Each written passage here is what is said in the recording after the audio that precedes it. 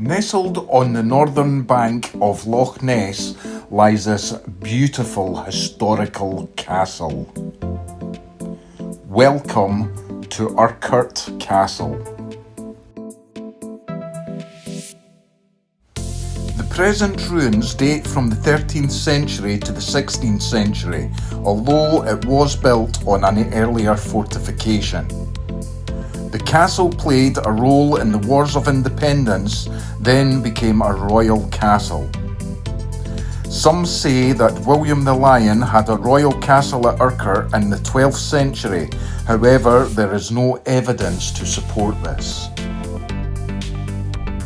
In the 12th and 13th centuries, the MacWilliams, who were descendants of Malcolm III, staged a series of rebellions against David I and his successors.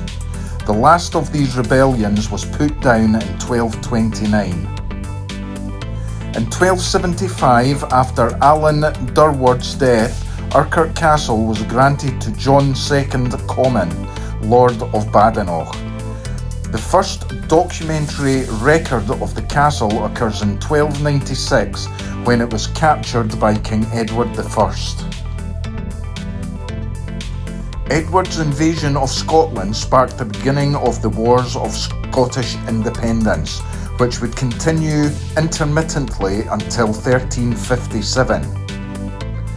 Edward appointed Sir William Fitzwarren as constable and to hold the castle for the English. In 1297 he was ambushed by Sir Andrew de Moray whilst returning from Inverness, and Moray subsequently laid siege to the castle. After launching a night raid, the attack was unsuccessful. The English army must have been dislodged soon after this, as in 1298 Urquhart was again held by the Scots. By 1303 the castle again fell to the English. This time Edward installed Alexander Comyn as governor, as the family had sided with the English against Robert the Bruce. After the murder of the Red Comyn in 1306, Robert the Bruce completed his defeat of the Comyns when he marched through the Great Glen in 1307, taking Inverlochy, Urquhart and Inverness castles. After this, the castle became a royal castle, held for the crown by a series of constables. After the Scots' defeat at Halidon Hill in 1333, Sir Robert Lauder returned to Urquhart Castle to hold it against another threatened English invasion.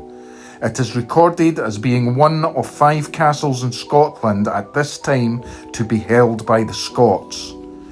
In 1342, David II spent the summer hunting here and was the only king to have ever stayed at Urquhart. Over the next 200 years, the Great Glen was raided frequently by the MacDonalds, Lords of the Isles. In 1395, Domhall of Islay seized Urquhart Castle from the Crown and managed to hold it for the next 15 years. In 1411, Donald MacDonald marched through the Great Glen on his way to claim the earldom of Ross. He met Alexander Stewart, Earl of Mar, at the Battle of Harlaw. Donald won the battle and retained control of Ross thereafter. In 1437, Domhall's son Alexander raided around the Great Glen but could not take the castle, which the crown had managed to regain.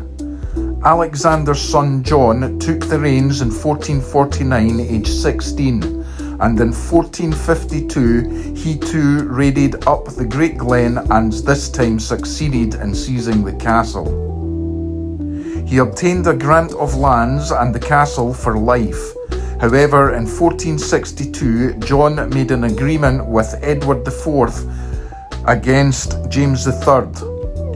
When this became known, John was stripped of his titles and Urquhart was turned over to the Earl of Huntly. Huntly brought in Sir Duncan Grant to restore order to the area around the castle. During the ensuing years, the castle again was raided several times, with the MacDonalds making off with cattle and sheep. The Great Raid was the last on Urquhart, and by the end of the 16th century, the Grants had rebuilt the castle and become a powerful force in the Highlands.